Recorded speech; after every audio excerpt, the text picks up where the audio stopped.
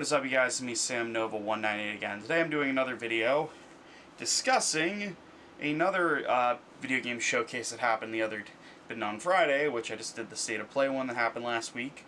But this is for Summer Game Fest that happened this past Friday, and now I believe Summer Game Fest is over, and it was kind of weird because there weren't a whole lot of showcases that happened recently. I mean, there was the IOI Interactive one, which I really have nothing to say about that one, so Ubisoft didn't do one, EA didn't do one, hell, Nintendo hasn't done one yet, so, well, Nintendo just came out with the Switch 2, but, so, that's besides the point. But anyways, Summer Game Fest 2025 happened this Friday. There was a lot of announcements, and I've got the IGN article sharing this. I'll have it in the description. But anyways, let's get into this. So, the big thing, I'm not going to go in any particular order with this, but the biggest thing that got revealed at the Summer Game Fest was Resident Evil 9. Now, Resident Evil 9's been kind of like the worst kept secret ever because they've just been really quiet about this game. There's been no word about it, and there was really no clear, like, I guess, like, direction. There was Bluxy was going to go open world. I was like, please don't go open world. I hate when games do that. And I don't know, I was curious about Resident Evil 9, and apparently it's going to be called Resident Evil 9, or Requiem, or just Resident Evil Requiem, and it's coming out next year in February, so that's pretty cool. It's a shift in the series. I hope that does not mean open world. They also did that, and I'm curious to see how it does. You know, I'm kind of skeptical, but I'm looking forward to it. It's a new Resident Evil. And the next thing they showed off was Lies of P, which is it's getting an expansion, Lies of P Overture, which is now out. I think a lot of people have been reviewing it and talking about it. Another thing they showed off was Dying Light: The Beast. It's coming out in August, so damn, August is gonna be packed with games. You got Dying Light: The Beast, Metal Gear Solid, Delta Snake Eater. You got Mafia: The Old Country. It's gonna be a packed fall. You got Borderlands 4 in September. You just got a lot of stuff coming out, and I'm looking forward to Dying Light: The Beast. I was a little disappointed with Dying Light: Stay Human at launch. I don't know, it just didn't really click with me. I remember I played it for a few hours, and I was like, this really isn't that great. Maybe I'll go back. Maybe just at the time I wasn't enjoying it. I don't know, but Dying Light: The Beast, they're actually bringing back Kyle Crane, and I'm looking forward to it. It's coming out in August. It's August 22nd, 2025, which, hey, you know what that means? It's my birthday that week, so, well, my birthday's on August 26th. Now, the next thing they showed, this is probably the most bizarre one they showed, and that is Wu-Tang Rise of the Deceiver, a Wu-Tang Clan game, which, interesting. So it says the game meshes Afro, surrealism, and anime, and will feature a soundtrack filled with both classic Wu-Tang songs and new music from DJ Just Blaze, so pretty cool. I've only listened to a couple of Wu-Tang songs, but next up they showed was Onimusha, The Way of the Sword, which I'm actually interested in this. This actually looks pretty good. I mean, it's cool to see, like, ninja games and samurai games get a big revival ever since Ghost of Tsushima came out, which definitely very excited for it.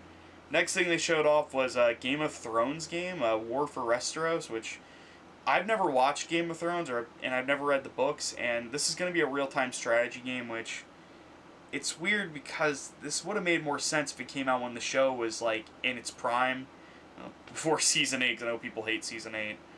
Next thing it showed up was Arc Raiders. Don't really have much to say about it. I'm not really that interested in it. Now, this was interesting. Mads Mikkelsen is coming back he's coming to Hitman World of Assassination, and he's going to be reprising the, I guess, iconic Casino Royale roles that he had, so interesting. Now, next one interested me. This actually got me excited, and that is a new Scott Pilgrim beat-em-up / brawler is coming out from the original creator, Brian Lee O'Malley. It's going to be a new co-op game. I'm actually excited for it. It's going to be called Scott Pilgrim EX, so from what I saw in the trailer, it was only 2 players, so I was like, is it still going to be 4-player co-op like the old one? Because I liked how it was old 4-player co-op, and also I hope it has online play. For the love of God, make sure it's online play. It's coming out at some point in the future, we don't know yet. Next thing they showed off was Mortal Shell 2. For Mortal Shell fans, you're probably pretty excited. I've never played it, so never played the first one. Hopefully this one looks good, so it looked pretty good from what I saw. Next up, they showed Square Enix revealed Killer In, a new team-based social deduction game, kind of like, I guess, Among Us. Didn't really interest me. Next thing, they showed Death Stranding 2 on the beach. It was like one of the first things they showed. I've never played the first Death Stranding. Maybe I'll play it in the future and I'll like it, but I never played it. And then next thing they showed off was Wildgate, which I thought was from the developers of WildStar. Is it? I don't know.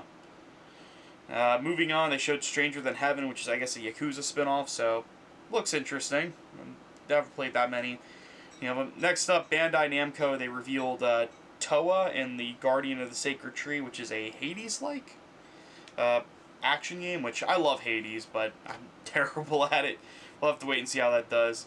Next thing they showed off was Sonic Racing Cross Worlds. This is going to feature Hatsune Miku. Let's go!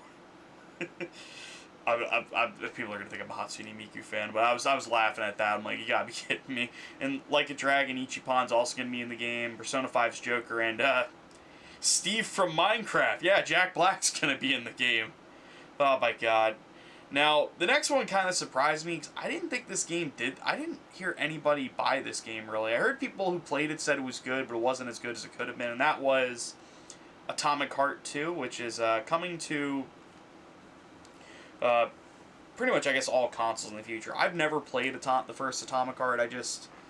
When it came out, like, I was finishing college, and I just didn't have the time to play, like, a big game like that. And I heard people said it was good, but it wasn't as good as it could have been. I heard people said it was BioShock, but a weaker BioShock. And I was like, do I really want to drop $70 on it? That's just me. I know people like it, and if you like it, that's fine. I just was like, didn't really look that interesting. Next thing they showed off was Lego Voyagers. It's a 2-player co-op adventure, kind of like Split Fiction, and It Takes Two. Looks interesting. And this game, the next game they showed called Ill, this one, I'm not saying it looks bad. I don't want anybody to think it looks bad, but I'm kind of nervous about seeing games like this now, because it does look really good. But my question is, ever since the day before, I've kind of looked at games differently now, where I'm like, is this a real game? Like, I'm not trying to throw shade at the devs, but they're a new dev, it's a new IP, so we'll have to wait and see if it's going to be good, because it's a first-person, I guess, shooter, survival horror game, so it looks pretty interesting. I will say that. I mean, the gore looked insane, like the way you're blowing off limbs. Definitely looked pretty interesting. Next thing they announced was Chronicles Medieval, which is a I guess ambitious battle. It says here it teases ambitious battles with narration from Tom Hardy. I did see this. This actually looked pretty cool, so I'm not super into medieval games, but we'll have to see how that turns out. So, I guess that concludes the Summer Game Fest showcase. If I had to be real, it was okay. It was nothing special.